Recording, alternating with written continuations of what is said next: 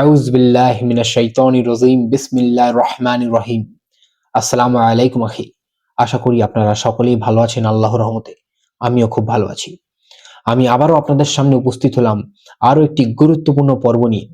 জি হ্যাঁ, আমি কিছুদিন পূর্বে একটি আমার সিরিজ স্টার্ট করেছিলাম যার নাম হচ্ছে কোরআন কি আল্লাহর বাণী, এবং এই সিরিজের মধ্যে আমার ১, ২, ৩, ৪, ৫, ৬, ৭ নম্বর পর্ব পর্যন্ত অলরেডি আমি ইউটিউব চ্যানেলে আপলোড দিয়ে দিয়েছি।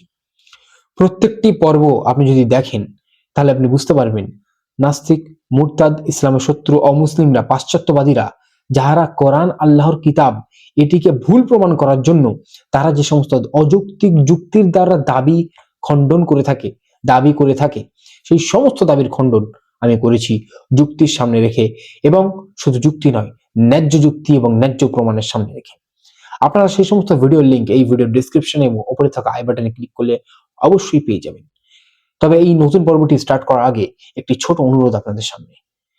যদি আপনি আমার চ্যানেলে নতুন হয়ে থাকেন অবশ্যই ভিডিওটিকে লাইক করে ভিডিওটিকে শেয়ার করবেন আপনার প্রিয়জনদের সাথে, কমেন্টে আপনার মতামত দেবেন এবং চ্যানেলটি সাবস্ক্রাইব করে বেল আইকন অবশ্যই প্রেস করবেন যাতে করে আপনার কাছে প্রথম ভিডিওটি পৌঁছায়। এবং যারা আমার সাথে রয়েছেন তাদের অনেক অনেক ধন্যবাদ। আখি, আমি আপনাকে নিয়ে এলাম আমার কম্পিউটার স্ক্রিনে।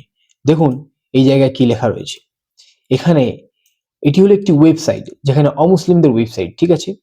এখানে তাদের বক্তব্য হচ্ছে যে কোরআন আল্লাহর কিতাব নয়। তাদের একটি দাবি কি একটু পড়ে নিই চলুন, এই ব্যাপারটি যেটি আমি হাইলাইট করলাম এখানে লিখেছে। এবার আসুন আরেকটি আয়াত পড়ি।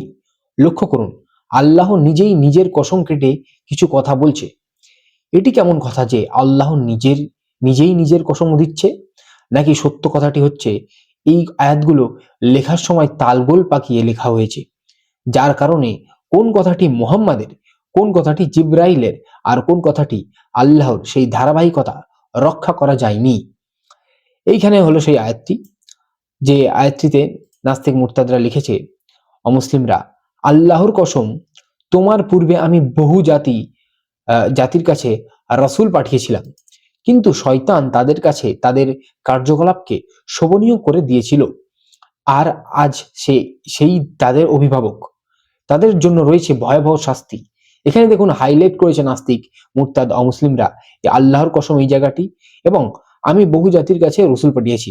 তাহাদের মতে এটি নাকি আল্লাহ নিজের কসম খেয়েছে। কেন এখানে আমি মানে তালগোল পাকানো হয়েছে একটি আয়াতের মধ্যেই বহু বক্তার মতো লাগছে, তাই জন্য। এখানে আপনি প্রথম একটি জিনিস লক্ষ্য করুন, এখানে কিন্তু আরবি কথা কোথাও লেখা নেই। এখানে শুধু আরবি আয়াতের বঙ্গানুবাদ বাংলাটি কি সেটা এখানে দিয়ে দিয়েছে। তাহলে এখানে আমরা প্রথম বুঝতে পারলাম নাস্তিকের ভুল, যে আরবি ব্যাকরণ আলাদা হয়, বাংলা ব্যাকরণ আলাদা হয়, আরবি সাহিত্য আলাদা হয়, বাংলা সাহিত্য আলাদা হয়।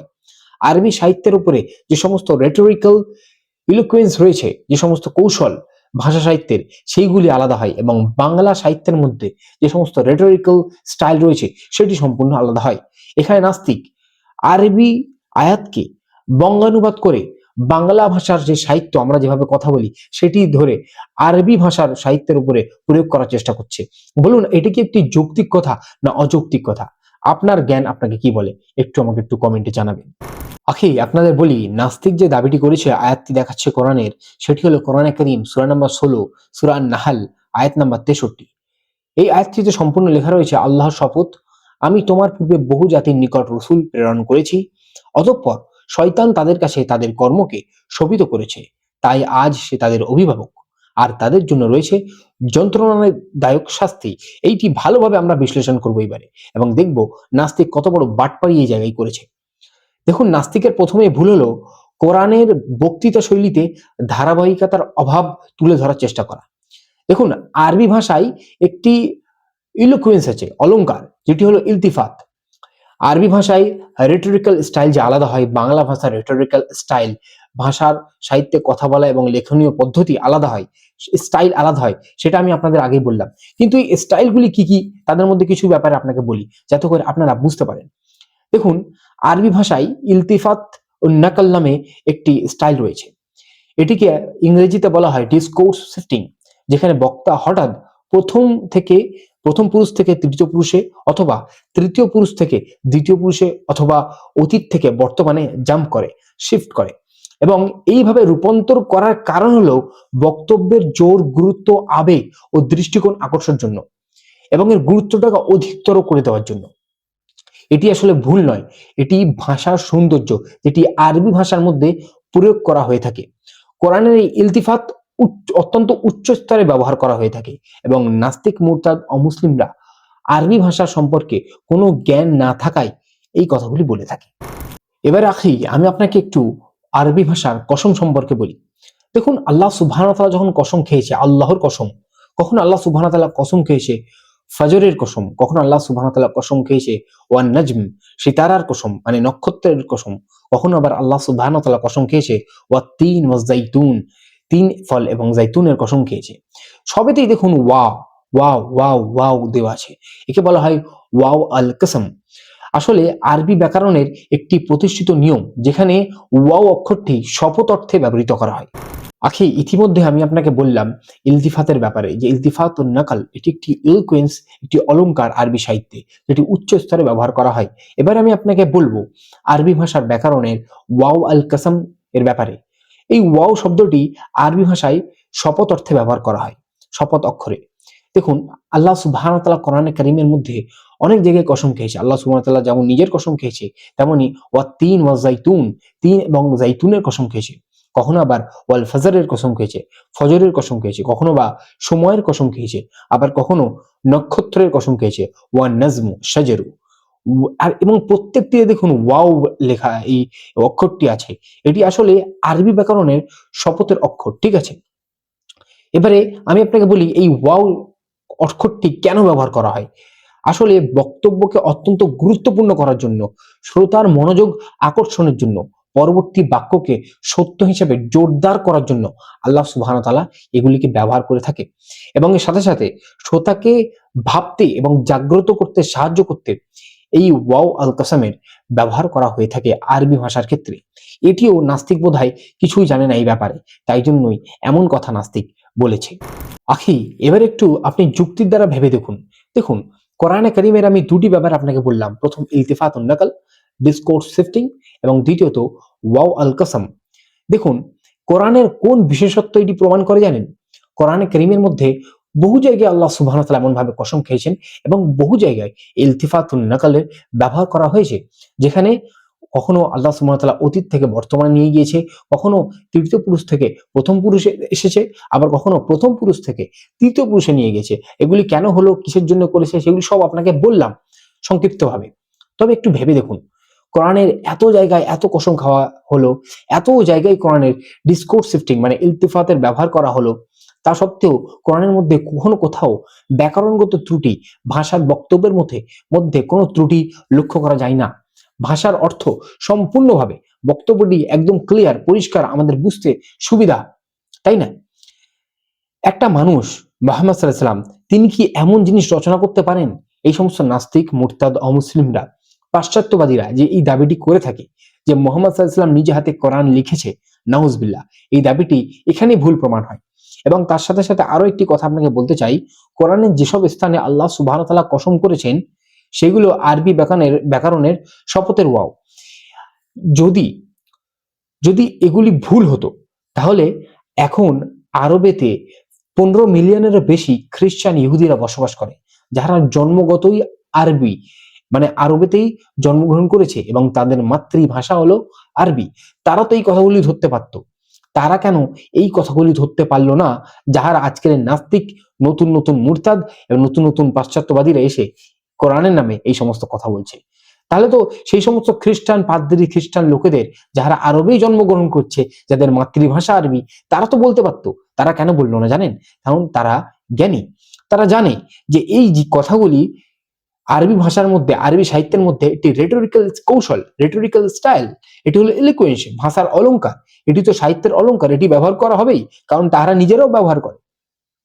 তাই জন্যই কোনো ইহুদি, কোনো নাস্তিক, কোনো মুরতাদ যারা আরবি ভাষা জানে, তারা কিন্তু এই সমস্ত কথা বলে না। আখি এখানে আরো একটি গুরুত্বপূর্ণ পয়েন্ট আপনাদের সামনে তুলে ধরতে চাই।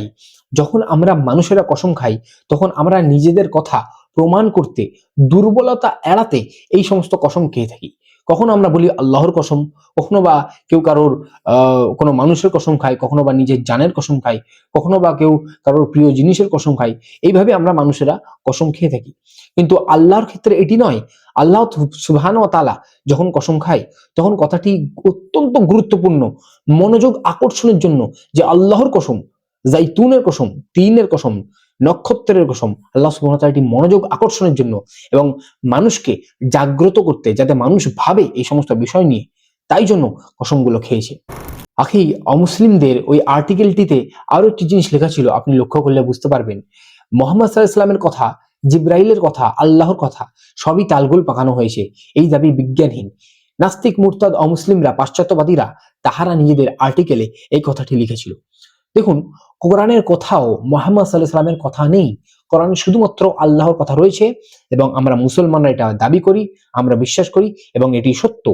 যত পাশ্চাত্যবাদী, অমুসলিমরা, নাস্তিক, মুরতাদ যেই বলেন না কেন, কোরআনের উপরে কোনো একটিও অযৌক্তিক দাবি করেছে, আমরা মুসলমানদের মধ্যে কেউ কিন্তু সেটিকে ভালোভাবে খণ্ডন করেছে, যেমনটি আমি এখন করছি।